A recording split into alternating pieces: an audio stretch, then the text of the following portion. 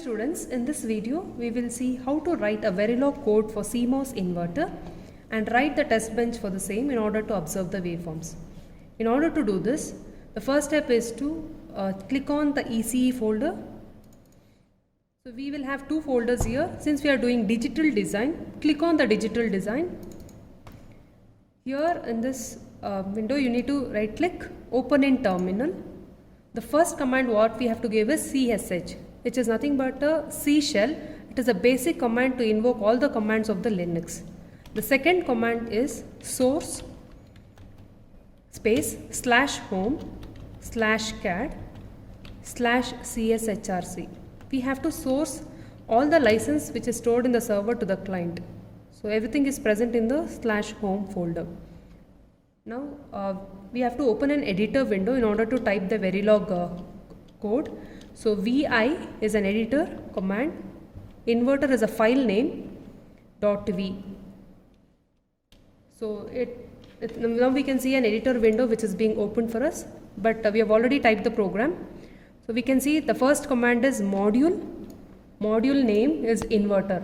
So the file name and the module name can be same. Vout, output and input. We need to define output and input. So next we are defining input, output. Supply 1 VDD and supply 0 is given for the ground. And since we are writing a switch level description, we can see two primitives here. First is PMOS, where PMOS, the instance given is P1, Vout is a drain pin, source is VDD, and ground or control pin is VIN. Similarly, we have one more primitive to define NMOS, instance is N1, again it is output, input, control pin. So in the switch level description, since we are checking for the CMOS inverter output, so we are writing using a switch level code with instances PMOS and NMOS. So next, in order to check the waveform, we need to force input values. So for that we are writing a test bench code. The second code in this editor what we can see is a test bench code. So module test bench name, I give a new name as inverter test, INV test. So this module test bench name should be remembered in order to execute the commands. So register of inputs, REG is register of inputs. We know that input pin is VIN, wire of outputs. So wire is defined for the outputs.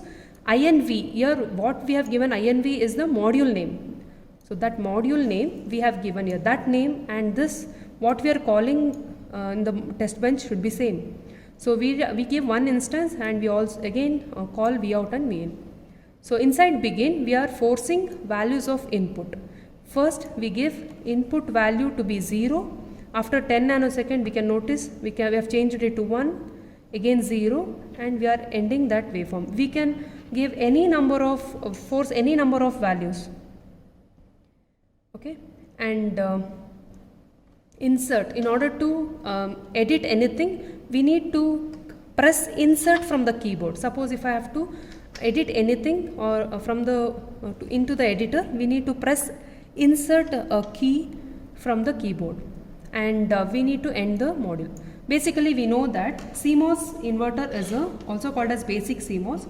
So the output should be the inverted version of input. So let's check the output for the same. So after you type the code in the editor window, how to come out of this editor window is that press escape from the keyboard, :WQ. You can see there is quit and save. It says W is to save and quit. So :W, escape :WQ is the command to come out of this editor window. Click on enter. You can come back to this editor, command prompt. The first step we need to type is nc vlog native compiler Verilog code file name .v. File name we have given it as inverter.v -mes. If you give -mes, it displays messages. So it checks for if any error in the typed code. So we can see two modules here. The one is module INV. That's the first code what we wrote. It also checks for the test bench code. So both error and warning should be 0. So once you get 0 errors and warnings, you have to do an elaboration step, that is nc elab -access This is a path 2 for the elaboration step, plus read write control, that is RWC. Inverter test bench name. I told you to remember the inverter test bench name, wherein we had given it as INV test minus mess. So once you click on this, it should generate a summary like this.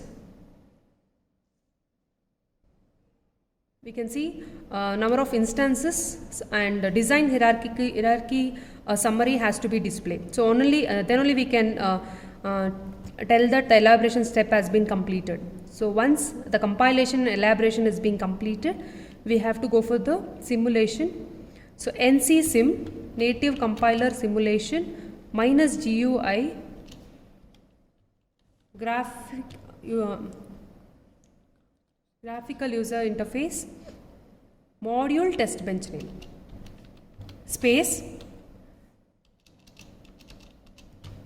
module test bench name, click on enter.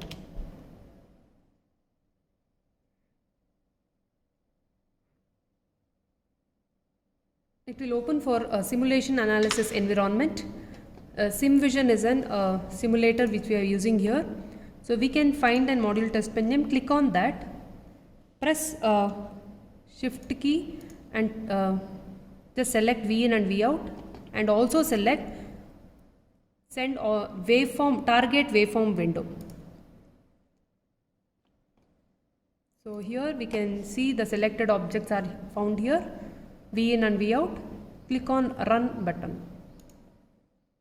So from the timeline you can see that timeline. So output 0 we give, it is input 0, we can see the output is 1. Next, if input is 1, the output is 0.